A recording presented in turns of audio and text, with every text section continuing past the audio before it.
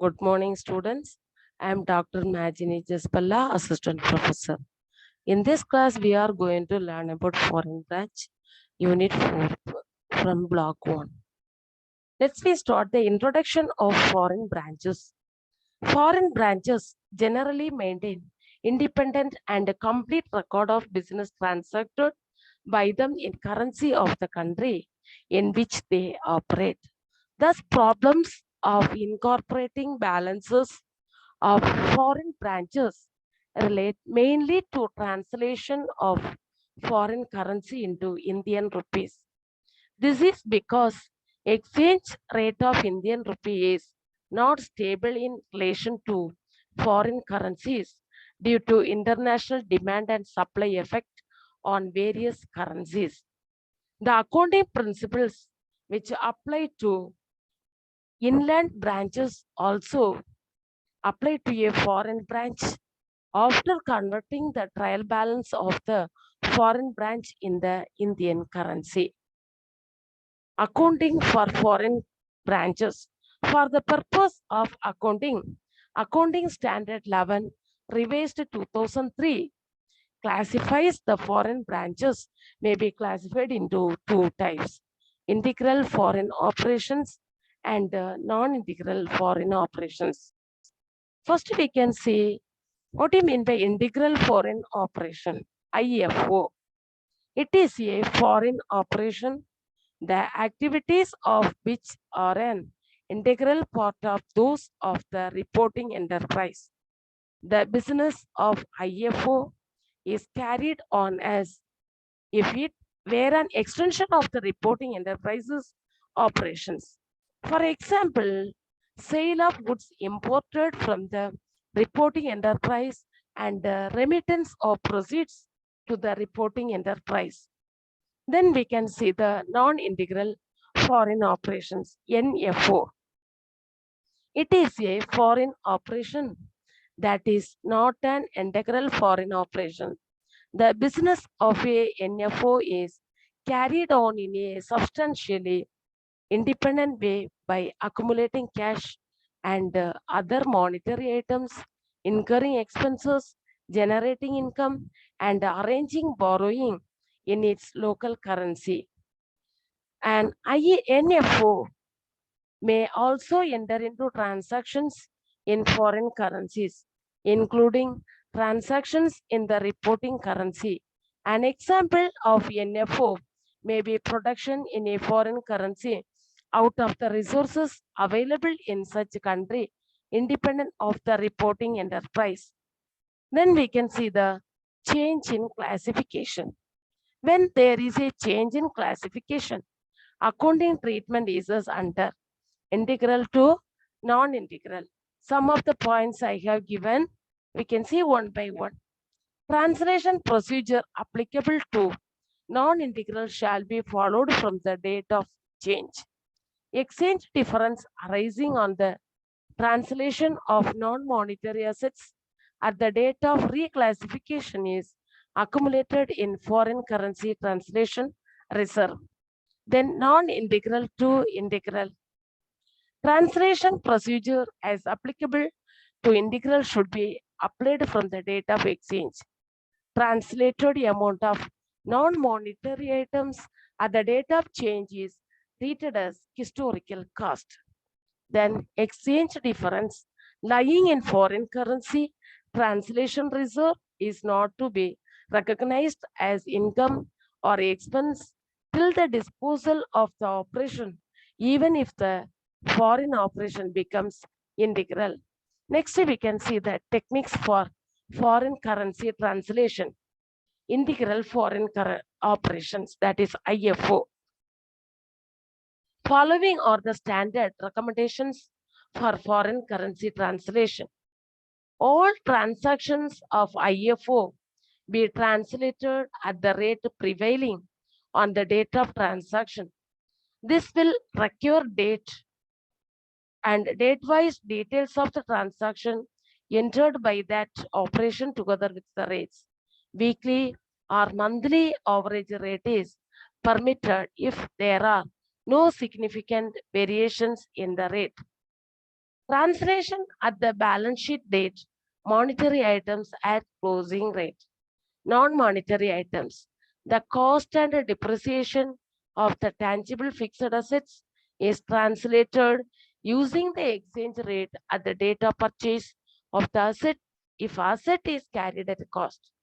If tangible fixed asset is carried at fair value, translation should be done using the rate existed on the date of the valuation.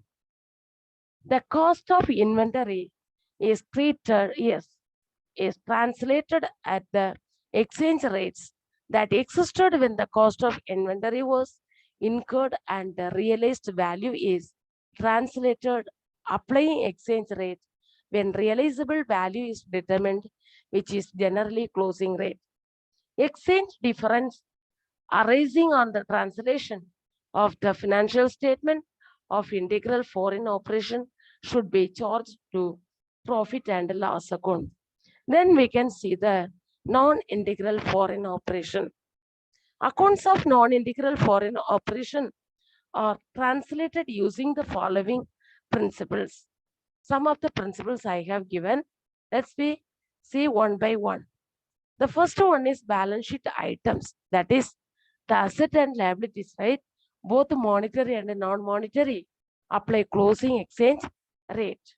Then items of incomes and expenses at actual exchange rates on the date of transactions. However, accounting standard allows average rate subject to materiality. Then resulting exchange rate differences should be accumulated in a foreign currency translation reserve until the disposal of net investment in non-integral foreign operation. I have given some of the illustration for better understanding of the preparation of profit and loss account and the balance sheet. First, we can say on 31st December 2012, the following balances appeared in the books of Chennai branch of an English firm having its head office in New York. Branch is in Chennai and the head office is located at New York. Particulars, amount, debit and credit.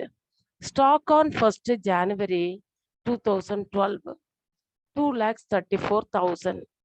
Then purchases and sales, 15,62,500 and 23,43,750. Then debtors and creditors, 7,65,000, 5,10,000. Bills receivable and payable, 2,04,000, 1,78,500. Then salaries and wages, 1 lakh. Rent rates and taxes, 1,06,250. Furniture, 91,000. Bank, 5,68,650. Then New York account, how much? 5,99,150. They have given both sides total 36 lakhs 31,400. See, the second item, purchase and sales. Two columns are there, right? Debit column as well as the credit column. The amount which was given in the debit column, that is the purchase. Credit column is the amount 23,43,750 is the sales. In the same manner, debtors and creditors. The debit side amount, debtors 7,65,000. The credit side 5,10,000 is the creditors. The same manner, bills receivable and bills payable. Bills receivable is 2,04,000. Bills payable is 1,78,500. First, you should understand one important thing. After reading this adjustment part, I will explain how to convert the amount into dollar, because all the amount they have given in the Indian rupee value, right? So before work out this profit and loss account and the balance sheet, we should convert that amount into New York dollar value, the American dollar value. Stock on 31st December 2012 was 6,37,500. That means the closing stock, right? The next branch account in New York books showed a debit balance of $13,400 on 31st December 2012. Then, and the furniture appeared in the head office books $1,750.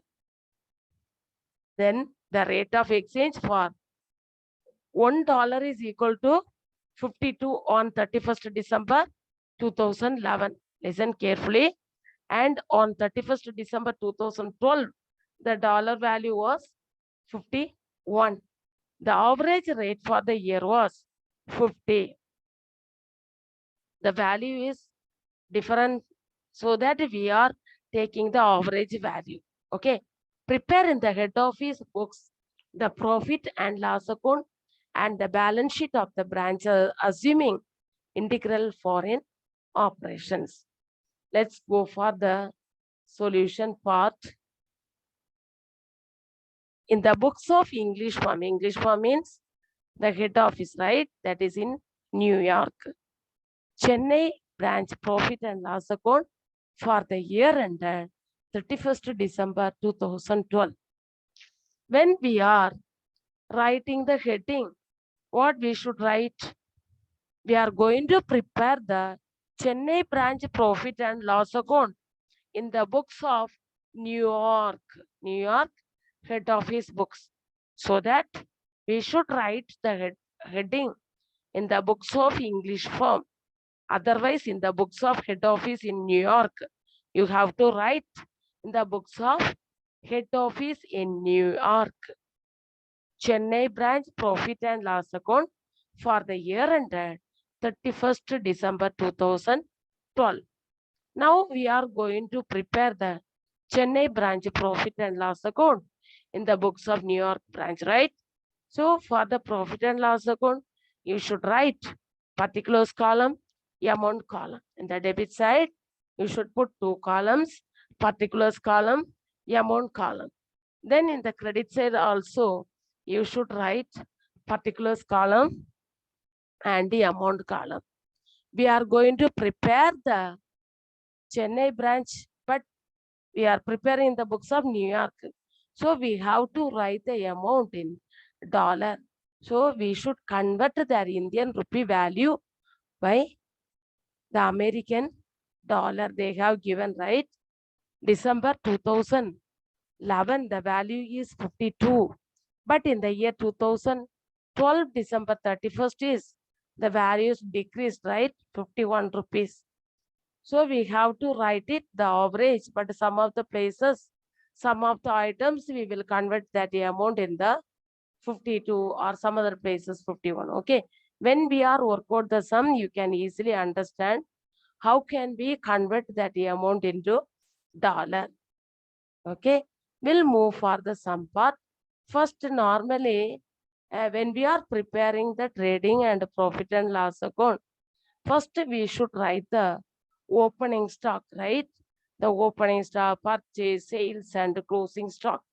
These are the items only will appear in the trading account. Any other carriage inwards or any other factory office related expenses are there now, we have to write it in the profit and loss account. But the factory related expenses, carriage inwards, and any other freight, these are the items will come in the trading account, right? And office related items, that is salary, rent, and rates, telephone, EB, these are the items will appear in the profit and loss account, right? So now we can move for the trading account and profit and loss account. Okay. To opening stock, first we can write to opening stock. Opening stock, how much? Listen the question. Stock on 1st January 2012, 2,34,000. That is the opening stock. But how can we write?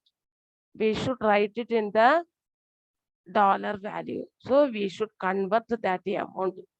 You know very well about this. On the year beginning, The dollar value is 52, right? So that we should convert 2,34,000 divided by 52. 2,34,000 divided by 52. So you can get 4,500. So you can write here 2 opening stock 4,500. 2 opening stock 4,500. Then you come to this purchases. Purchases how much? 15,62,500, right? Purchase 15,62,500, but sales 23,43,750. Now we can move for the calculation of purchases. How much? 15,62,500. See here, 15,62,500 divided by how much? 50. For the sales and purchase, we will take it the average amount. Okay. So the any other expenses are there, that is the rent rates, and these are the item. We should convert that amount by average. Okay. So here purchase, we'll move for the purchase. Come here, when we are converting the purchase, 15,62,500 divided by 50, we will get 31,250. 31,250. You can write here 31,250. Then sales. Sales how much? Sales is 23,43,750, right? Divided by 50. 23,43,750. How much you will get? 46,875. 46,875. You can write here 46,875. Then closing stock. Closing stock they have given in the adjustment side 6,37,500. 6,37,500 divided by 51. Why? Because the closing time, the dollar value is 51. 6,37,500 divided by 51, you will get 12,500. Just you total it. The total is 59,375. 59,375. You should subtract opening stock and the purchase. You will get the gross profit 23,625. 23,625. Okay.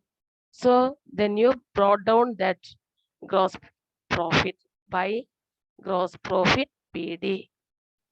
By gross profit PD. The same profit we are going to brought down in the profit and loss account, 23,625. Next you come to this expenses. Salaries. Salaries, how much they have given? Say salaries 1 lakh, right? Salaries 1 lakh divided by 50. How much? 2,000. We can write here 2,000. Salaries 2,000. Then rent, rates and taxes. Rent, rates and taxes. How much? 1,06,250 divided by 50. 1,06,250 divided by 50. How much? 2,125. 2,125. Just you write here 2,125. Then exchange translation loss. Exchange translation loss. 2,000 they have given, right? 2,000. So we can write here 2,000. Exchange translation loss 2,000. Okay. Just you total it. Total amount is 23,625. From that total, you should subtract salaries, rent rates, and taxes, then exchange translation loss. Okay, you will get the net profit 17,500. 17,500. Two net profit CD. You should write two net profit CD. How much is the amount? 17,500. Okay. Then we'll move for the calculation of balance sheet. Balance sheet of Chennai branch as on 31st December 2012. The debit side, you have to write it, liabilities and assets. The credit side also, you should write liabilities and the debit side, liabilities and assets. The credit side, assets and the amount, right? Okay, in the balance sheet, assets and liabilities, we have to write it. The debit side, you should put two columns, liabilities column and the amount column. And the credit side, you have to write it, assets and the amount column. That is the amount you should put in the dollar value. Okay. Then we can write the head office account. Head office account, they have given the amount, right? How much is the amount they have given directly? They have given the head office account 5,99,150. 5,99,150. See, they have given here. We are converting as dollar. Okay. 13,400. 13,400. We should add the net profit. Net profit we got from this trading and profit and loss account. Net profit how much? 17,500. We should add that net profit 17,500. Total 30,900. Just you put the total in the outer column 30,900. Then we'll move for the trade creditors. Trade creditors. Trade creditors, they have given, right? Creditors and debtors. Here creditors 5,10,000. 5,10,000 divided by 51. Divided by 51. 10,000. We can write here 10,000. Next, bills payable. Bills payable. Bills payable how much? 1,78,500. 1,78,500 divided by 51. Divided by 51, 3,500. You can write here 3,500. Then you come to this asset side. Asset side. Furniture directly they have given. See, furniture 1,750. 1,750. Okay. Then closing stock. Closing stock. Already they have given. We have converted by the dollar, right?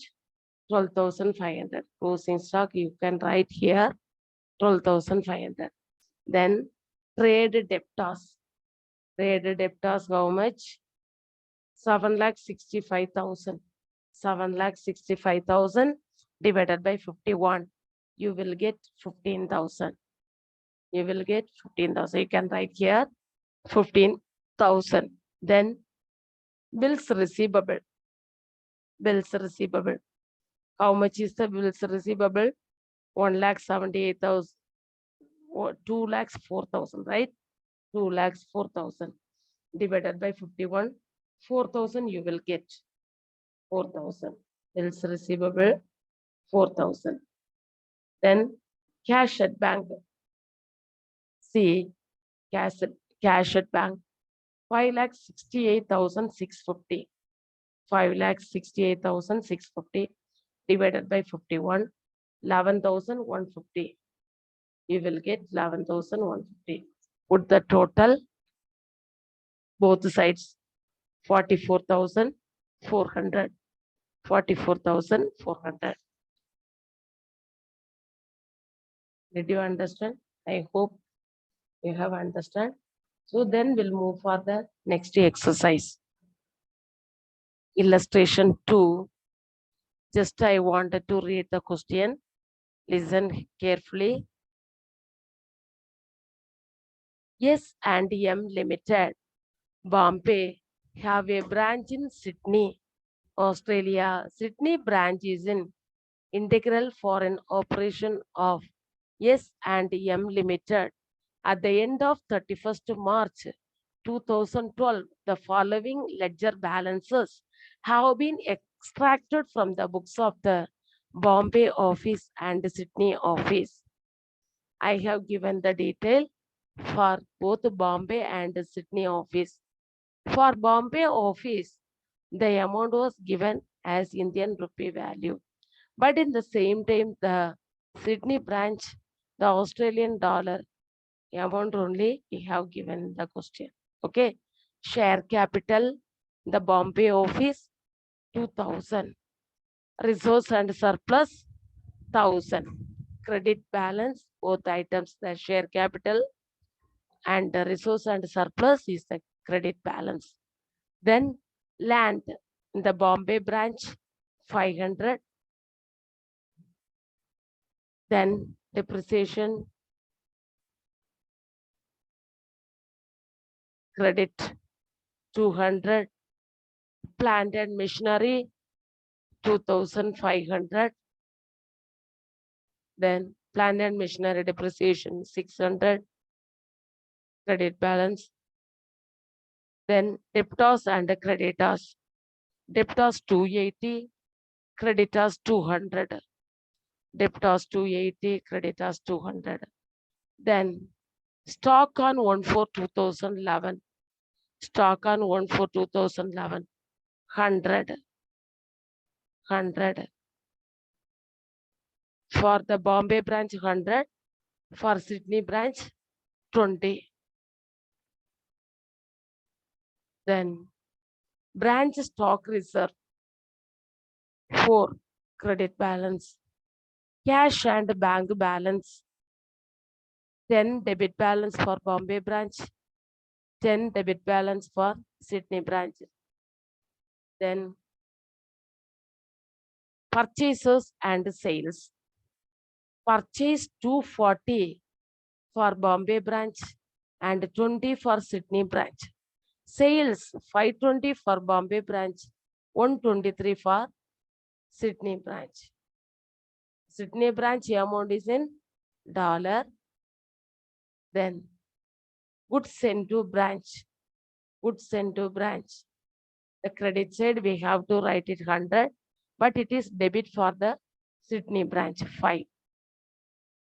Then managing director salary in the Bombay branch, 30. Then wages and salaries. Wages and salaries. Wages and salaries. Bombay branch 75. The same time, Sydney branch 45. Then rent. Rent. Sydney branch 12. Then office expenses. Bombay branch 25. Sydney branch 18. Bombay branch 25. Sydney branch 18. Then commission receipt. Commission receipt. Bombay branch 256. Sydney branch 100. Bombay branch 256. Sydney branch 100. Then branch head office current account. Bombay branch 120. Sydney branch 7. Bombay branch debit balance. Sydney branch 7. Credit balance. Total for Bombay branch 4,880. Both the columns 4,880. And Sydney branch 390. 390 Australian dollars. 390 Australian dollars.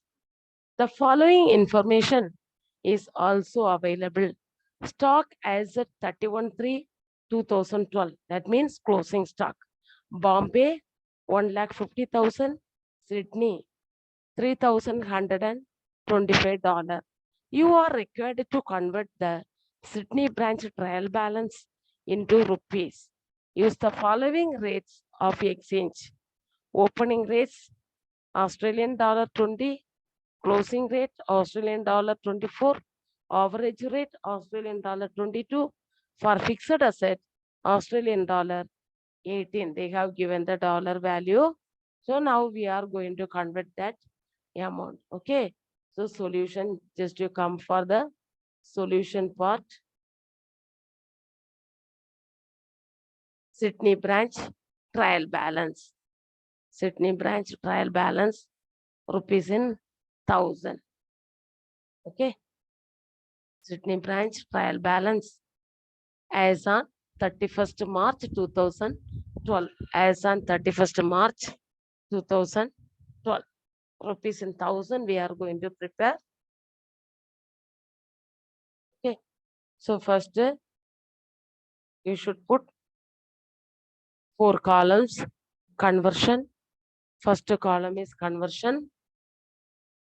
The next column is rate per Australian dollar. Rate per Australian dollar. Then debit balance and the credit. Debit column and the credit column. Okay. First we can write plant and machinery. See, plant and machinery, how much they have given. The plant and machinery 2,500.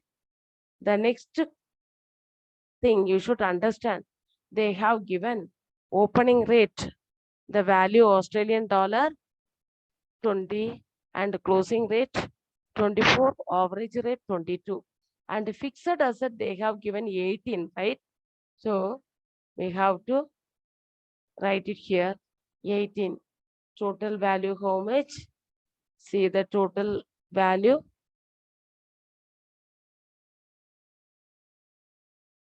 Plant and machinery cost, right? Plant and machinery 2,500. 2,500. Just you convert that value.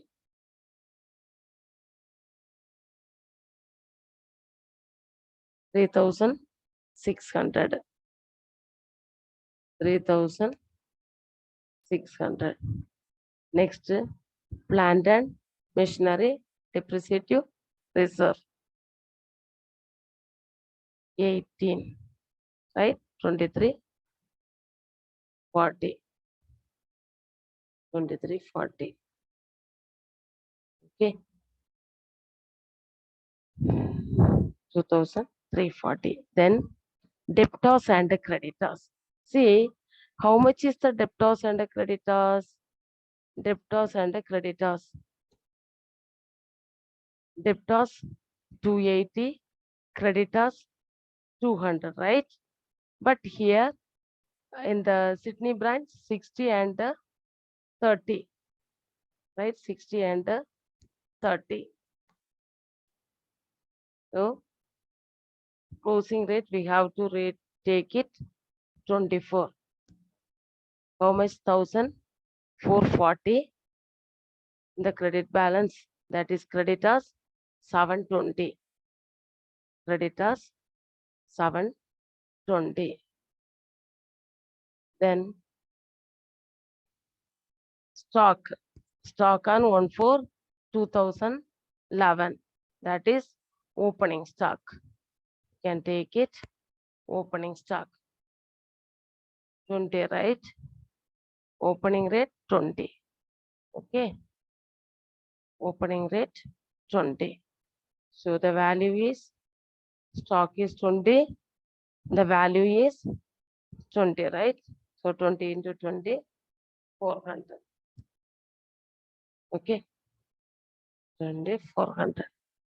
Then You should write 400. Then cash and bank balance. Cash and bank balance. How much? 10, right? 10. Cash and bank balance 24. Okay, 24 into 10, 240. 240. You have to write it. 240. Then purchase and sales. Purchase and sales. See how much is the purchase? 20 purchase, sales 123. Purchase 20, sales 123. Okay, purchase and sales. The average rate 22. Just you convert into Indian rupee. Okay, just you multiply it. Write it 440. You will get 440. Here you will get 2,706. Okay, then goods received from head office. Goods received from head office. How much is the goods received from head office? Goods received from head office.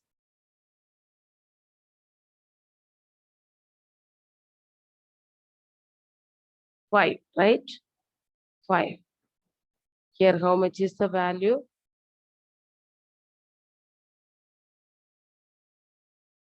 Goods received from head office, 520 rupees. Okay, 100. Then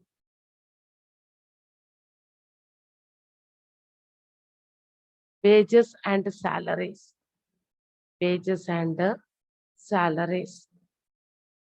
45. Wages and salaries, 45. 22 into 45. 990. 22 rupees into 45. Then rent. Then rent. See how much is the rent? 12. Okay, 12. Here we have to multiply by 22. That is 264.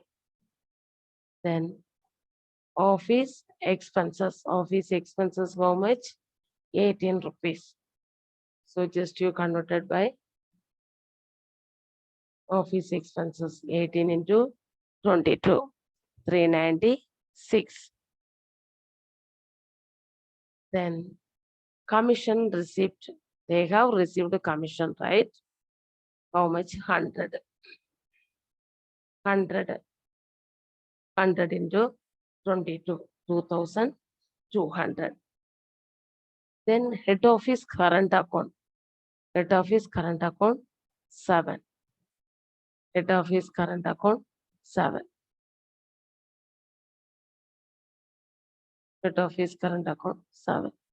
Convert by Indian rupee value 120. Okay, all the amount we have given us rupees in 1,000. Okay, all the values we have given us rupees in 1,000.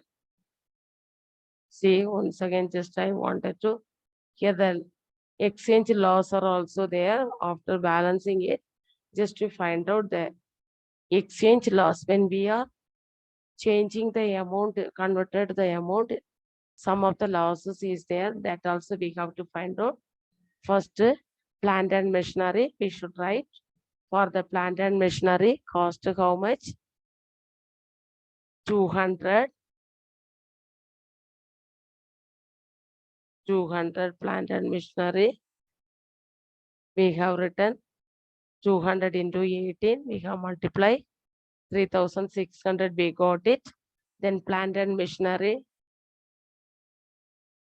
Plant and machinery depreciated value 130. We have multiplied by 18. We have written 2,340. Then debtors and creditors. Debtors and creditors. Debtors amount 1,440. Creditors 7. 120, 720. Don't get confused. We are converting these values based on this dollar value when we are getting the Indian rupee money value. Okay, just you see the rate which was given here. How much is the value rate? And just you multiply that amount with that particular currency rate. Okay, when you are multiplying it, you can get that Indian rupee value. All the values, just you see, listen carefully, and just you multiply it and write it. Then after doing all these things, if any variations are there, that is the exchange loss. In this sum, there is a exchange loss. How much is the exchange loss? 216. 216. Okay. So 2.16 is the exchange loss, not a 216. 2.16.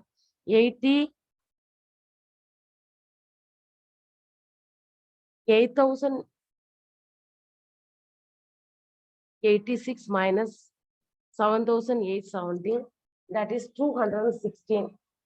Sorry, that amount is 216. 8,086 minus 7,870. The exchange loss is 216.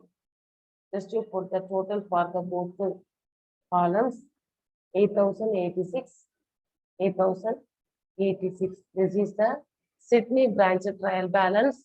We have converted that amount into Indian rupee value. When we are converting that amount, we have some losses. The Chennai head office met losses, that is 216. That means 2,16,000, because they have given that the amount as 1,000 rupees in 1,000. 216 means 2,16,000. That is the loss for the organization. Thank you all.